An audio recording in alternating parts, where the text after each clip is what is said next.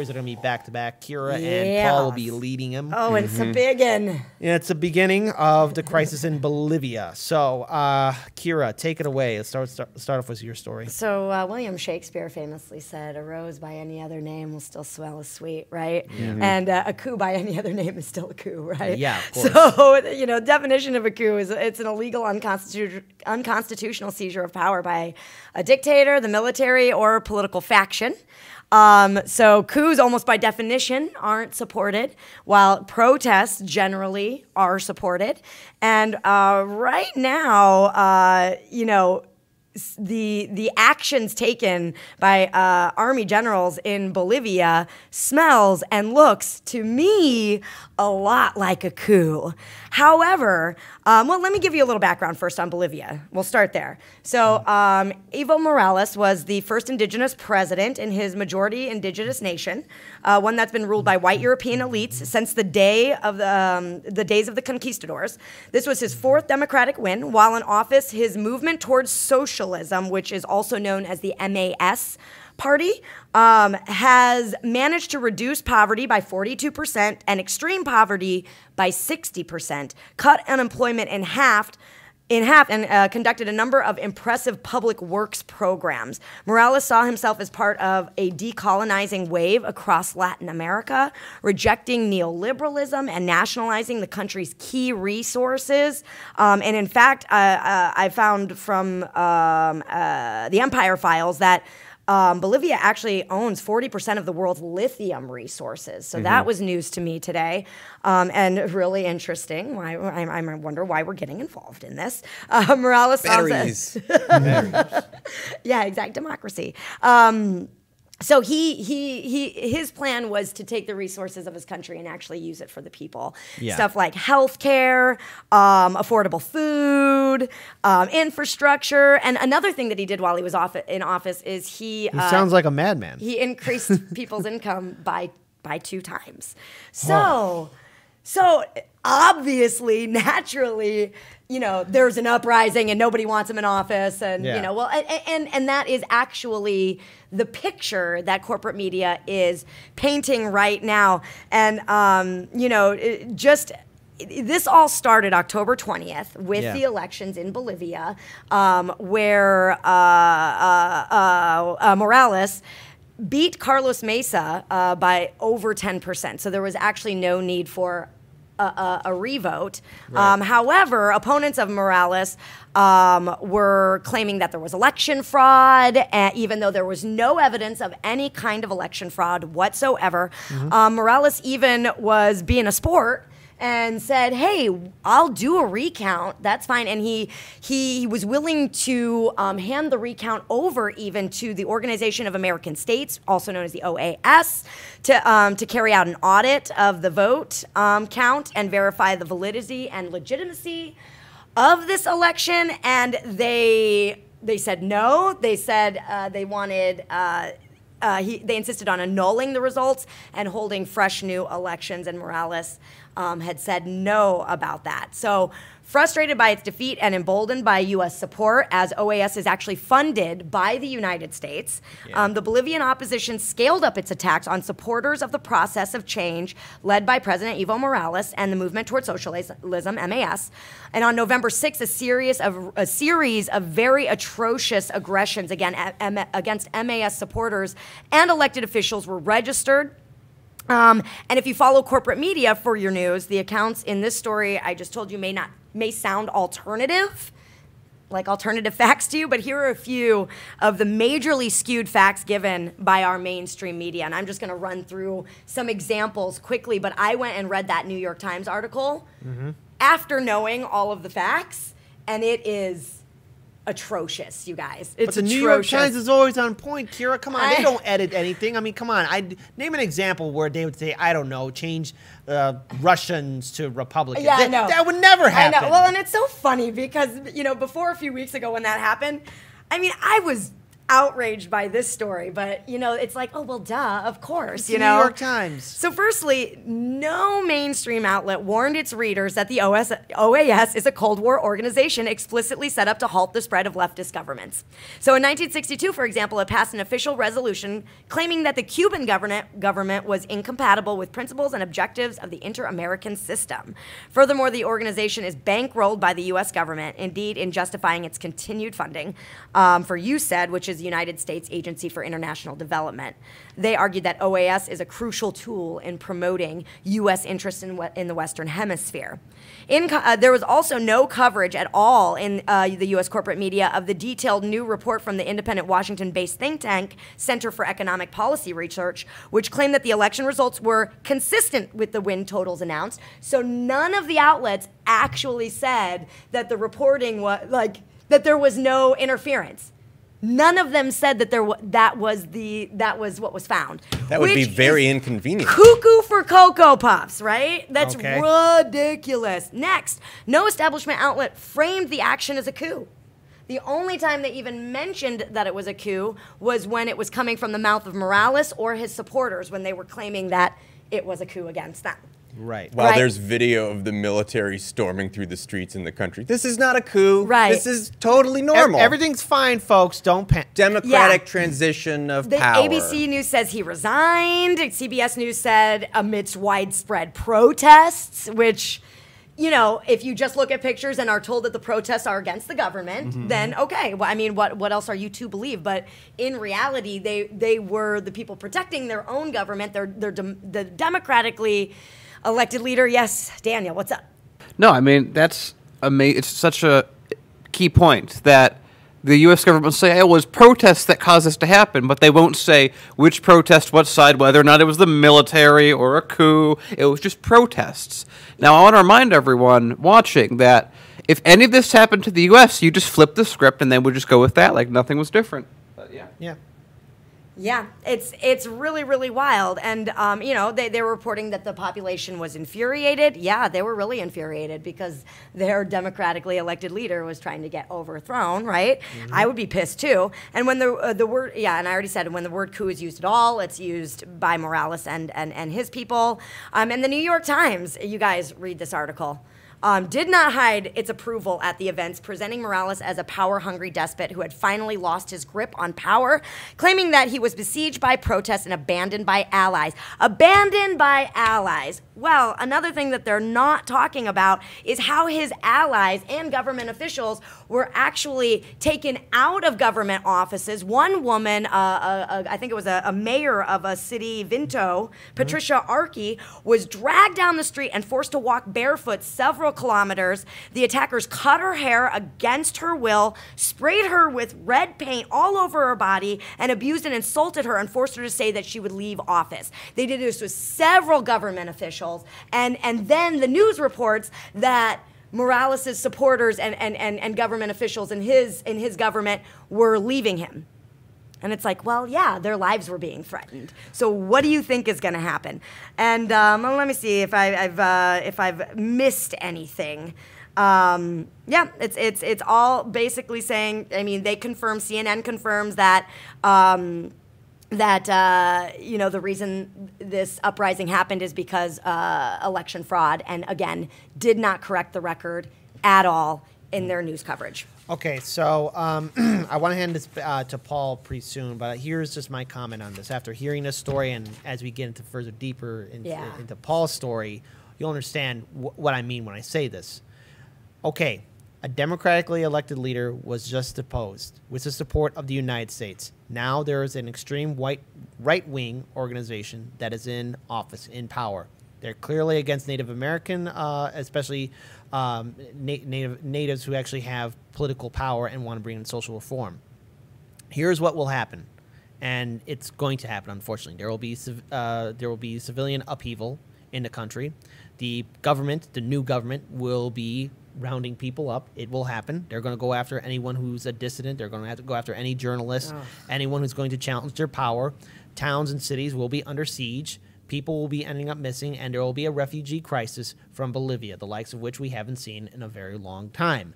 This is what happens with coups. This could have very well happened in Venezuela.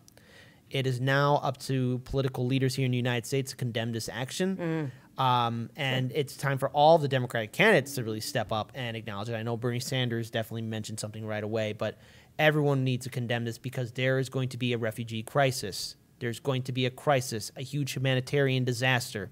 And so far, it looks like, from what we've seen before from previous coups that were done with the blessing of the United States, it will happen in Bolivia as well.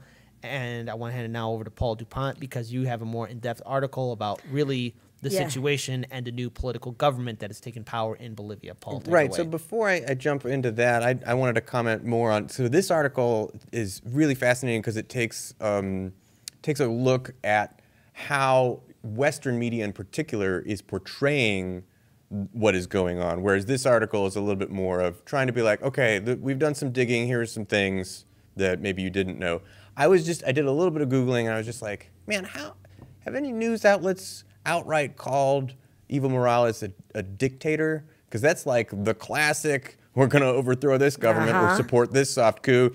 You know, Maduro's a dictator, Assad is a dictator, Gaddafi's a dictator. We just call him a dictator and we can go get him. Totally. Yeah, so Reuters has called him a dictator. So that's okay. The thing. Siri, apparently the Spanish version of Siri started calling him a dictator a week ago. So that's a corporate thing. Wow, so that's Siri. just something I was interested in and curious about. I quick Googled while I was sitting here. Yeah. Wait, Siri's Amazon or is it Apple? Apple. Apple. Yeah. All right. So, and folks in the chat are very astute. People are talking about how the Gray Zone did a great write-up on this. You probably have all read that because we're going to talk about that great write-up right now.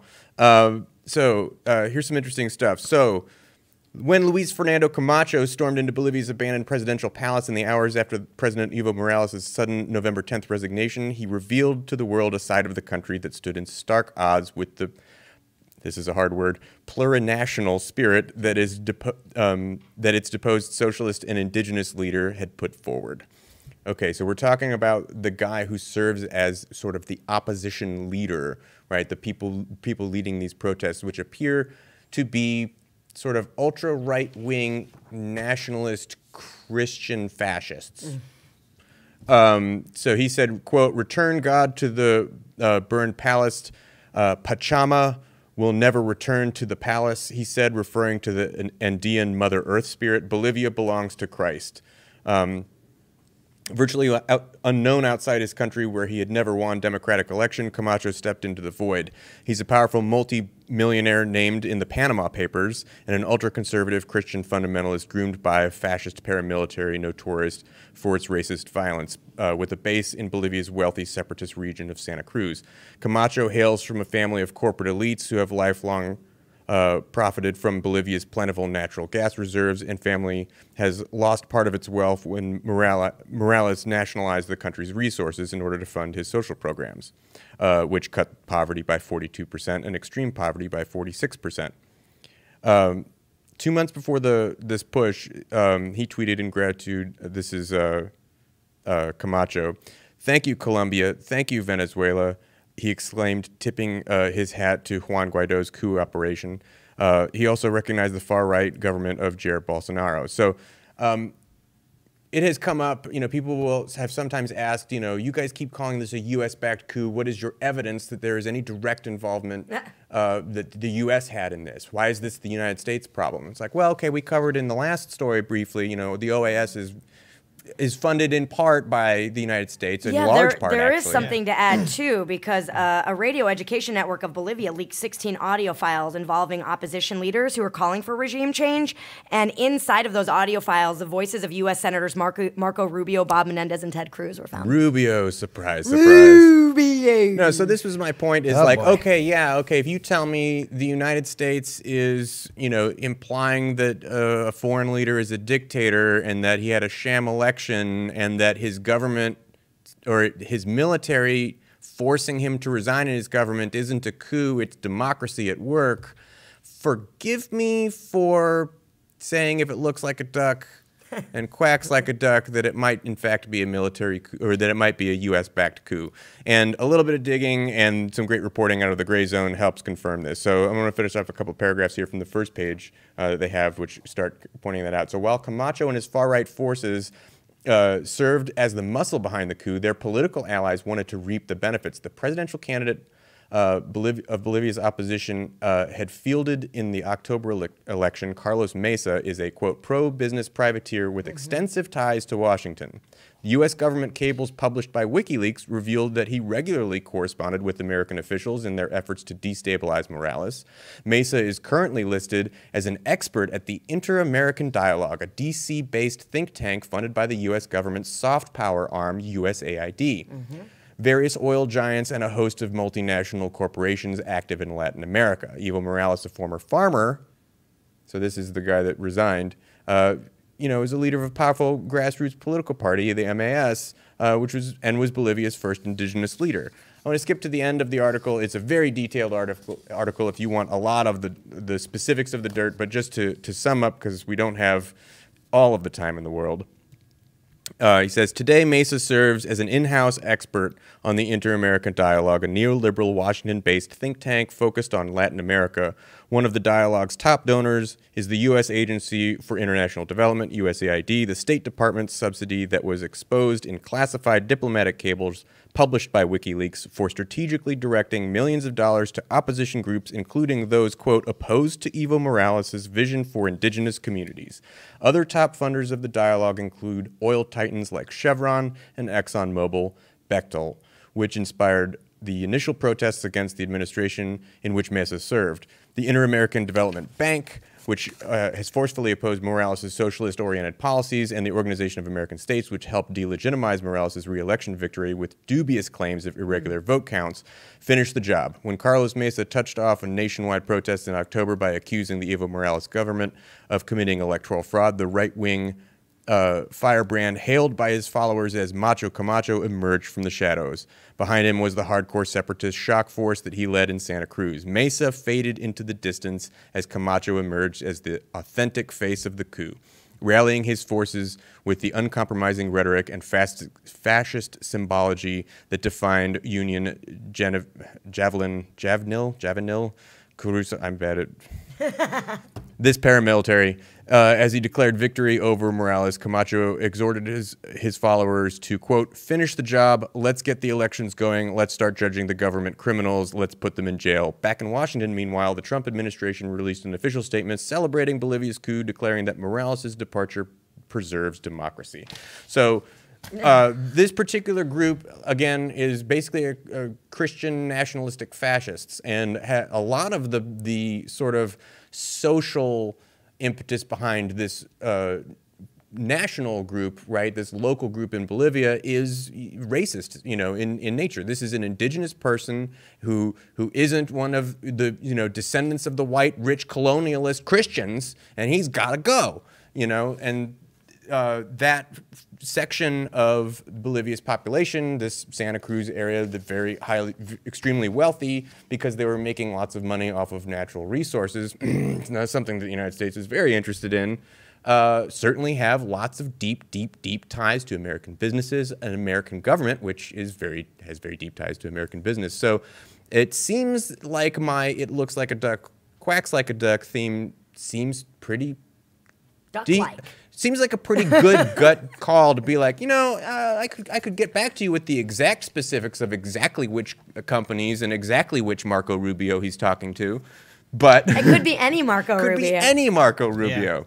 Yeah. Any U.S. senator named Marco Rubio in Ted Cruz. Yeah, I mean, come on, guys. I mean, look, hold on. You're saying Marco Rubio. I mean, yeah, the name sounds familiar, but I mean, he had nothing to do with the Venezuelan and coup other companies attempt. on the board of the Inter-American Dialogue Group, like Chevron, Exxon, BP, Walmart, and Lockheed Martin. You're using a lot of big names of a lot of major corporations. I mean, they sound familiar, but come on. Who can tell? Do you really think that could happen? I wonder. Daniel on the mic. So there's another thing in this, too, that they had just turned down, I forget which company that they did it with, like a week before it all happened, a giant lithium contract for their lithium, and I guess they didn't give the right price, and there are consequences for that.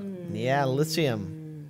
Hey, Yep, there are consequences for any kind of leader wanting to use their resources for their people. Yep. That's That's where a consistent thing, though. Is yes, exactly what you're saying. Exactly that. Yeah. That's so. I mean, if you are going to be like, you know, what we need to do is like use less natural gas and stuff like that, and maybe lift the general well-being of our population. Oh, how dare you get in the way of America's profits? Mm-hmm.